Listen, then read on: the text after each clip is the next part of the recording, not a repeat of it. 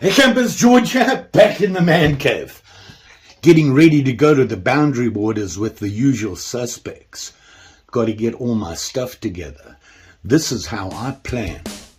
Let's check it out. So like I said, we're heading up to the boundary waters again. The usual suspects, Lee, Will, Ricky and myself. We go up every year, this time of the year. Early spring, always a good time. If you ever looking for a camping trip of a lifetime, this is the place to go, the boundary waters. Awesome. It is true wilderness camping. When I go camping on my own for an overnight or whatever, go fishing south or whatever, I just throw everything I want in because I have the truck. I can take what I want. And how I pack doesn't really matter because the truck's big enough to carry it for me. And it's convenient. It's right there next to the campsite and everything like that. Plus, typically you're in a paid campsite. Makes for easy camping. It's easy to plan. Sure, if you don't put any thought into it, you're going to leave something behind. This camping, however, is totally different. You're out in the wilderness and we're going for 4 days out there. And we're going up to, like I said, the boundary waters. And basically the trip is we canoe in and find a campsite. They are limited campsites. This year, I think we're planning on staying in one campsite for 4 days and fishing Crab Lake up there in the boundary waters. The idea is get a base camp and every day we'll canoe out and fish. Come back and use, and stay at the camp.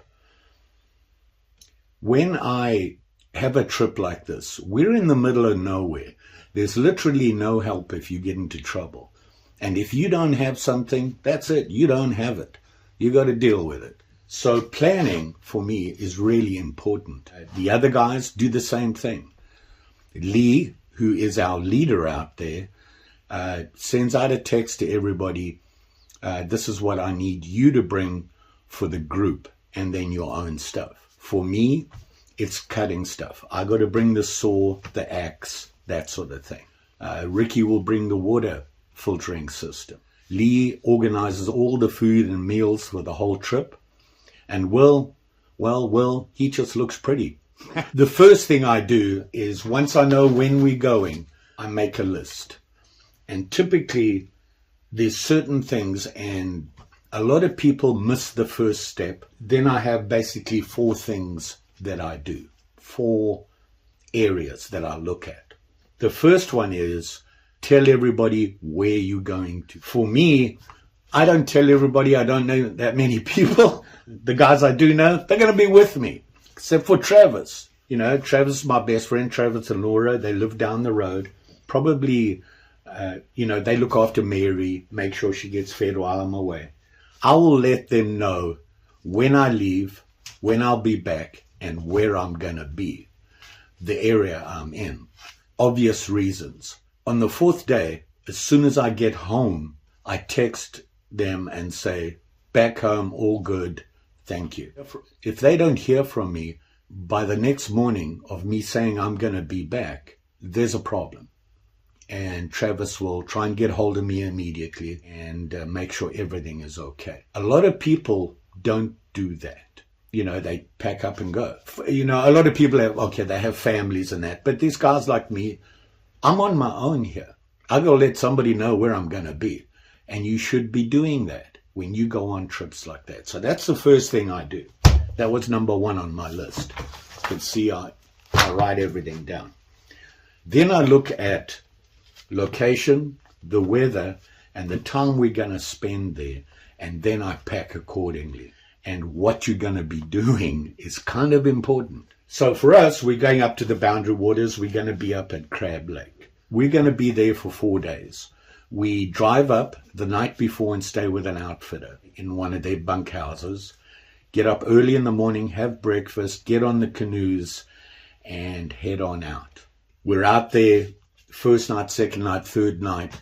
The 4th day, we start to pack up and head back, and then we get home, late evening. It's a long trip. The next thing I look at is, well, what's the weather going to be like? Like this. It's going to be a wet one. That means I have to pack appropriately. For me, that means we're going to be in the canoes. I use my poncho in the canoe because it covers my legs and everything if it's raining, and it's a full cover. And I can still paddle with it. I take another one, which is just a jacket raincoat. It packs fairly small. So I take that with for around the camp or light rain. The temperatures, they're not too bad. They're going to be down in the 40s at night and in the 60s during the day. So I'm going to be hammock camping, and I make sure, yesterday I went out, put my hammock together, put everything up, made sure all my straps were good, my tie downs, all that sort of thing. Check my sleeping bag. I take a jungle blanket with me and something to sleep in. Now I always pack sleeping clothes just for sleeping. You spend the whole day doing whatever you are, especially if it's going to be wet. You want to change out of that and get into your sleeping clothes that are dry and sleep in those. Get up in the morning, get out of that and go and do what you do. So I make sure I have all that, and then I make sure I have 4 days for me. I take 2 pairs of pants.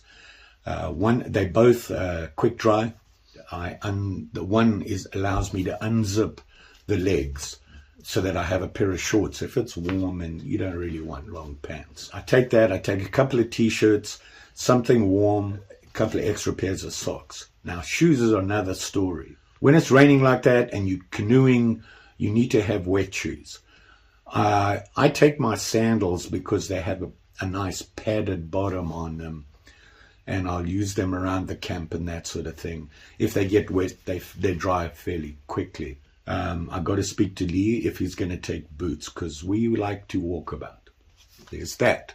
Okay. So these are the things that I think about. We will be doing a lot of fishing. I'm going to take my fishing stuff. This year, I'm actually taking one of my fly rods as well as a regular rod. I've never taken a fly rod up there. A little nervous about that because the fish are big. And the biggest fly rod I have is a 7-weight. Crab Lake is known for smallmouth bass and a lot of other fish, but they're not giants. We're not going to be in a huge lake that's really deep where you're going to get these big slimy northern pikes that get really big. So I don't have to worry about that, and I'll fish from the shore with my fly rod, canoes. I'll be using a regular rod. So there's all that stuff. Length of stay is important. Like I said, Lee makes sure that we have meals for every day, and he plans them, every single meal for each day, and he's really good at that. Going to be sleeping in a hammock 3 nights. Got to stay dry, so I checked my top, made sure it was good. So that's how I look at it. Look at that, location, weather, and the time we're going to be there. Alert a friend as to when and where you're going to come back, and then I'll pack accordingly. So 3 nights in the Boundary Waters. Awesome place to be. If it rains, it rains. You saw the weather report. When you canoe up there, you have to portage. And if you don't know what portaging is, up there are thousands of lakes. And that's how you get around in your canoe. But you've got to get from one lake to the other. And those portages vary accordingly. You have to carry everything. The canoes and all your kits. There's 4 of us. We have these big giant backpacks that we put all our stuff into there, and then each of us will have a little bag or whatever that we carry in the canoe for while we're fishing, paddling, snacks, whatever. You have to carry that stuff. This trip, the one portage we're going to do, is really long, so we have to limit what we carry. You got to pack tight. You got to pack minimal. There it is. That's my stuff. And I'll show you the bags. So these are things that you have to take into account. And on any trip, this is how you should plan. If you're going on your own especially, you need to make sure you have everything to keep you safe. And that is a possibles pouch, a survival kit, first aid kit, that sort of thing. Make sure you have all those specialty stuff. Here's what I've put down on this piece of paper. Contact Travis. Location, Crab Lake. Weather, wet. Time, 4 days. Need a rain jacket, poncho. Warm evening sleepwear, quick dry clothes. One thing I didn't mention is that when we go up there, I have a bag, a gym bag, where I have a pair of clothes, a set of clothes, normal wear clothes. This is for travel up there and travel back. When we get back from the trip to the Outfitters, they have showers and everything.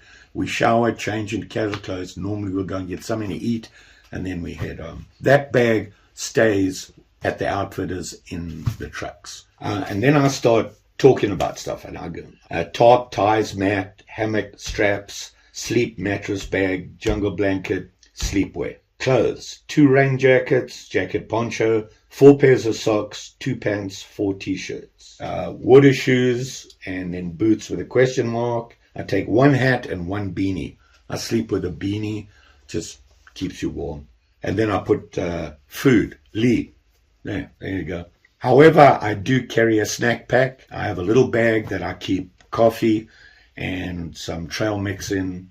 A lot of the times I get up early in the morning, the guys sleep in. I'll make a fire, make myself a cup of coffee, and just enjoy the morning, quiet morning. So I have that separate. We do have a hanging food bag, so that'll be in there overnight. I'll just drop it in the morning, grab my stuff, and make myself a cup of coffee. Safety, survival. Things bag, first aid. Own personal meds that I have to take. Saws, hatchet, camp knife, 2 fishing poles. Then I have electronics. Obviously, I'm going to make a video. I have to have all that. So it'll be a GoPro. Actually, I have 2. I'm planning this year on giving one of the GoPros to the guys in the other canoe. Say hello to Mary. She knows something's going on. As soon as I start doing this, she knows I'm going to be away. So I'm thinking of giving one of the GoPros to the guys in the other canoe so they can just film whatever they see. So I really want to make, it's probably going to be a long video. I want to do it right. I want to try and show people what it's like to be up there. That's my main thing. And of course, us camping and do what we do. Headlamps, 2. It's spare battery. Gloves, recharging stuff. I have battery backup stuff. I have 3. I've got 2 GoPros, my phone. They don't work out there, by the way. We just put them onto airplane mode and we use them to take pictures and whatever. Then I have to put them into bags. Like I said, we have these huge bags. It's like a giant backpack, just tubular. We all pack with dry bags, small bags, and we put them in there. Nobody really brings a pack. Those we can stuff into the big backpacks. And then, of course, you have your personal canoe pack, where inside there I have a snack, my water bottle, and fishing stuff. That's all I take with me in the canoe that I have access to. And that's how I prep. It takes me a long time to do, because what I do is I get everything out, I lay it all out, and I start to pack it and find that these are the bags I'm taking, and that's it. If I don't fit in there, I got to get rid of stuff. And it takes me 3 or 4 tries to get it down where it's packed. Now I'm going to show you each bag. Okay, this here is a dry bag. It is actually a backpack. You can see the straps on the back and everything like that. Won't be using it as a backpack unless we can't fit everything into the big bags. This guy is easy to transport. We have 2 big bags. That means that 2 of us have the bags, and you got guys carrying the canoes, which they carry on top. They can put a smaller backpack on and that sort of thing. So if worst comes to worst, this doesn't go in one of the big bags. It stays on its own. It's a dry bag and it's a backpack. It's easy to carry. In here, I have part of my house. Some of the sleep system stuff in here. I have my personal stuff in here. Personal hygiene and meds, first aid kit, and a possible spell.